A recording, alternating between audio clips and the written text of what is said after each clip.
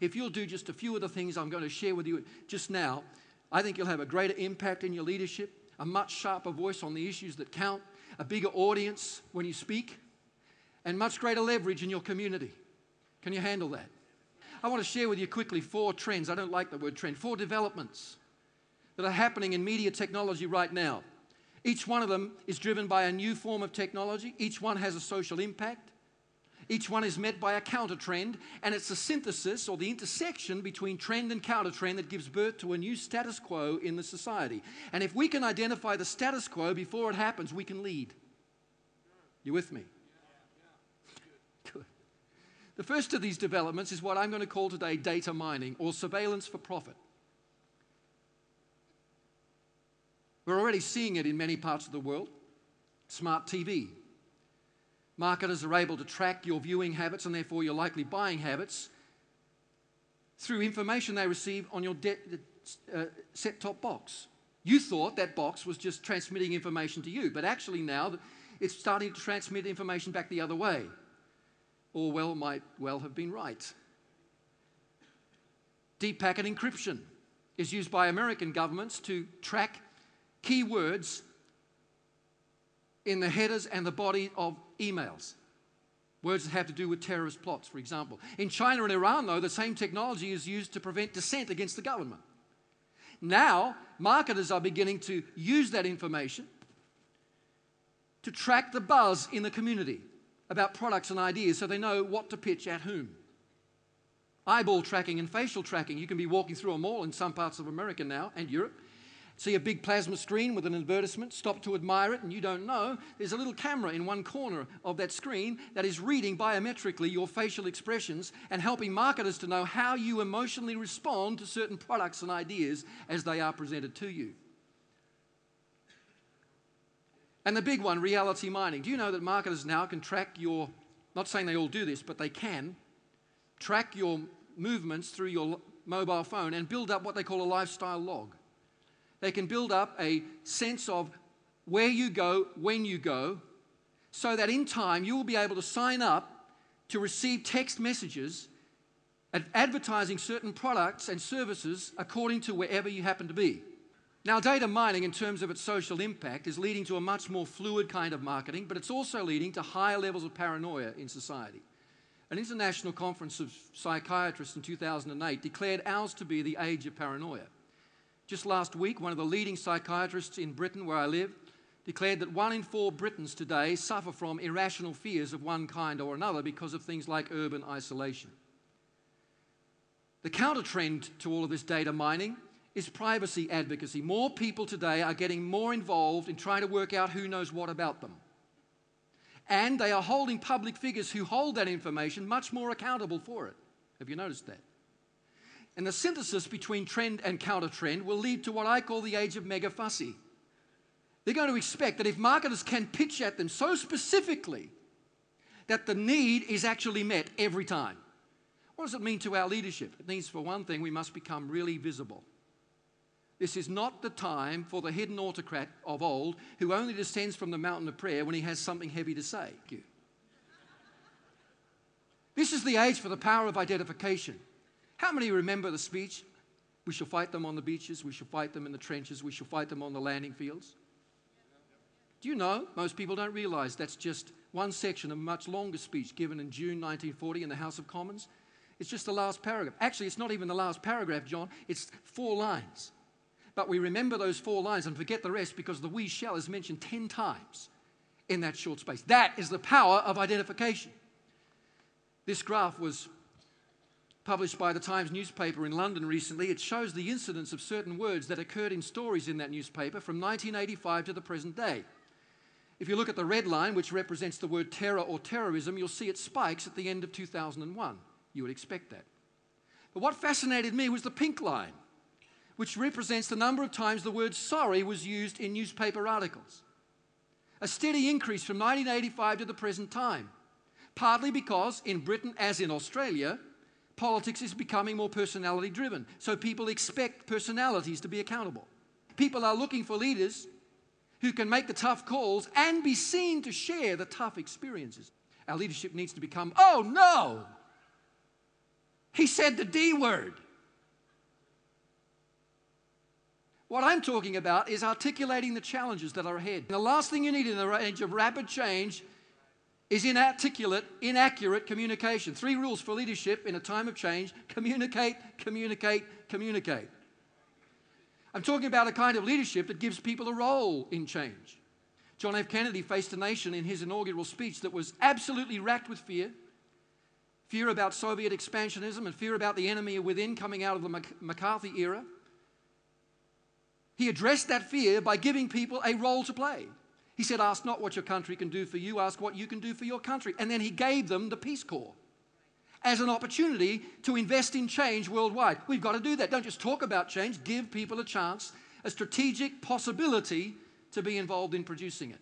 I'm talking about the kind of leadership that opens up decision making. You know, even when you need to make a unilateral decision, you can still explain it to people. I lived and worked out of Copenhagen, Denmark for 10 years. I wasn't there a lot, but I lived there. Their style of leadership is not at all like ours, and it's frustrating because they think tribally. They think by consensus. One leader doesn't make a decision. He or she brings the decision. The people eventually come on board, and then they all go forward. Now, that sounds like a really bad way to work, except that when the pressure's on, the people are loyal because they were involved to some degree in shaping the decision. You're still there. Our leadership needs to become more demographic. It's long been a fact in media theory that people respond differently to ideas according to their socioeconomic background, their education level, their family upbringing, and so on. And do you know that in the age of globalism, there's a countervailing trend called tribalism? In the age with more plurality in community, breaking down of barriers between cultures, there's also a drive for tribalism. People are saying, I appreciate the big picture and what it brings, but I also want to meet people who agree with me, who share my ideals, who have my values, who are from the same kind of background that I'm from. I want to ask you a question today. Are you speaking tribally?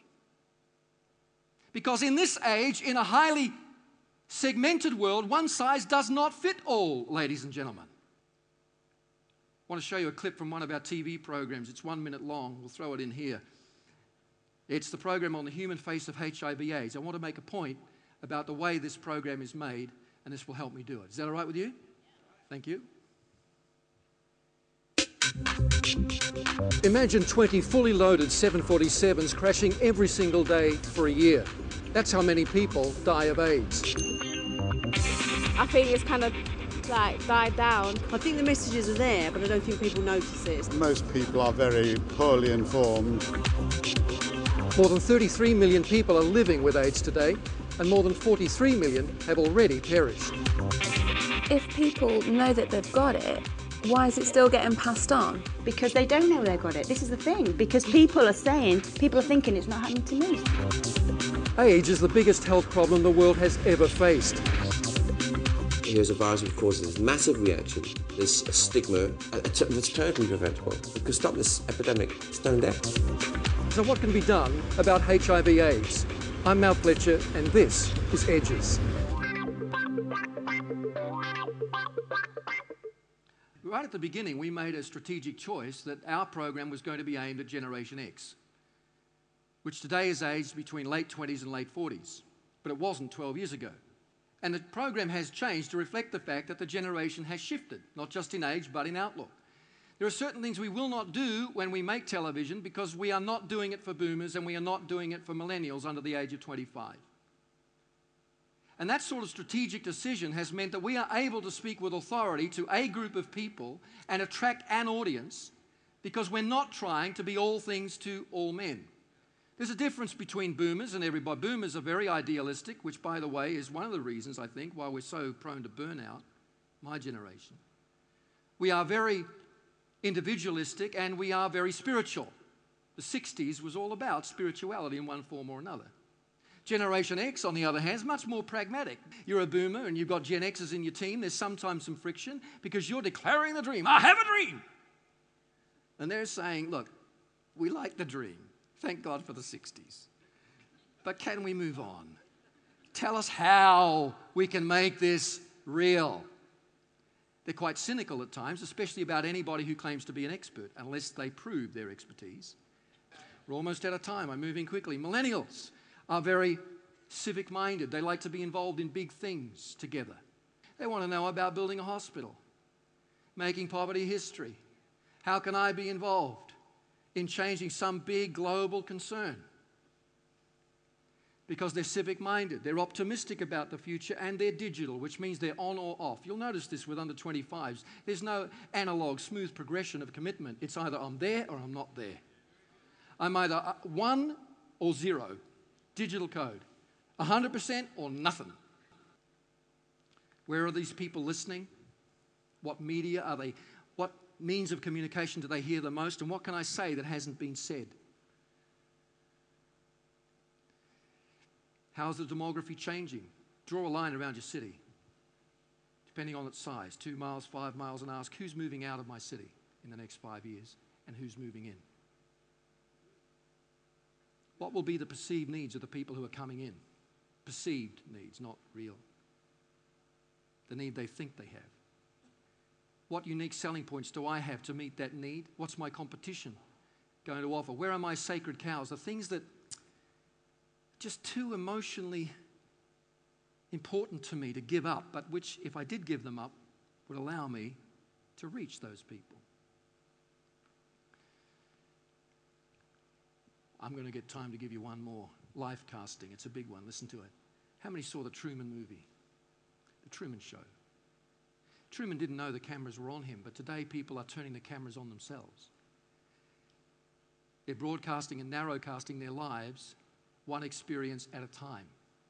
It's leading to what Andy Warhol called the cult of 15-minute celebrity. Actually, he was only half right. People do want 15 minutes, but they want it in 15 minutes. So we had Suzanne Boyle, Britain's Got Talent.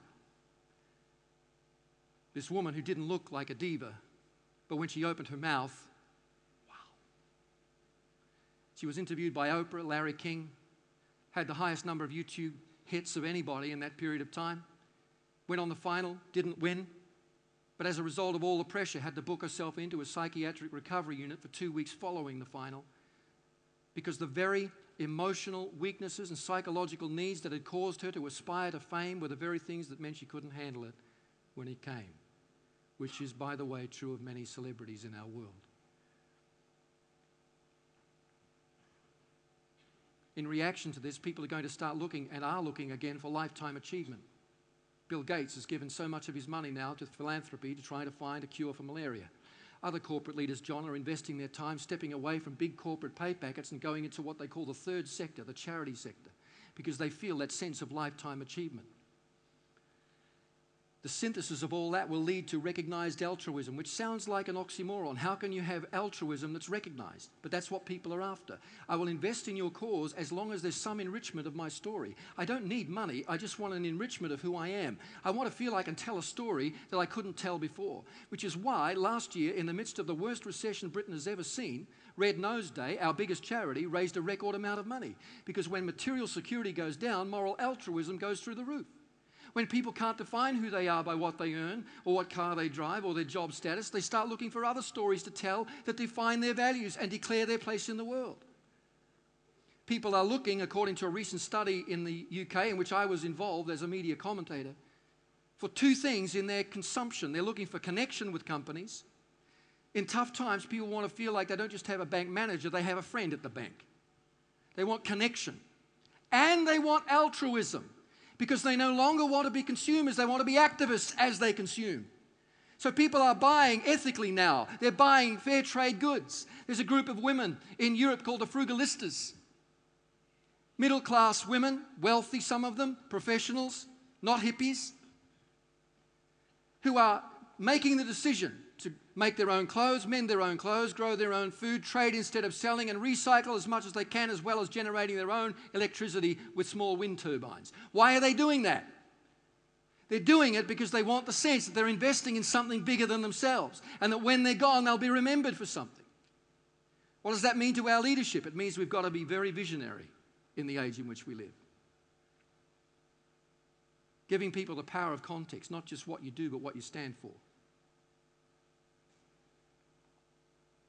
I want to show you this clip as I come to a close. It's from a man called Peter Oakley. In 1 year, he had 1 million hits on YouTube. He was born in 1927, so his YouTube name is Geriatric 1927. The quality is bad, not just because it's a YouTube clip, but because his production was bad. But I want to see if you can tell maybe one reason why he had 1 million hits, views, all over the world in 1 year. Thank you.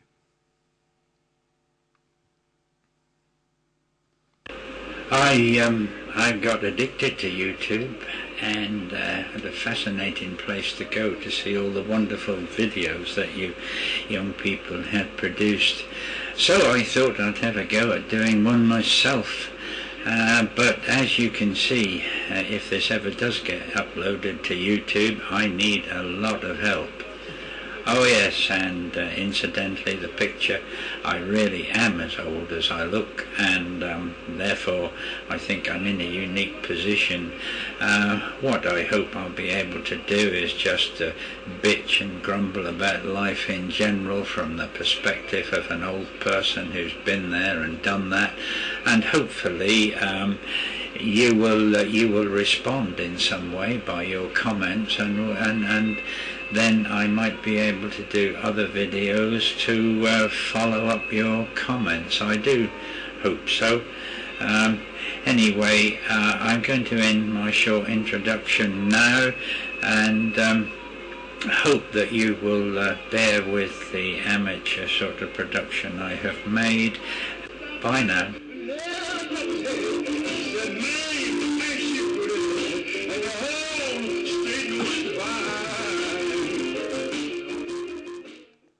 People who watch that are looking for something different from leadership. They're looking for transparency. They're looking for vulnerability. Just share your journey.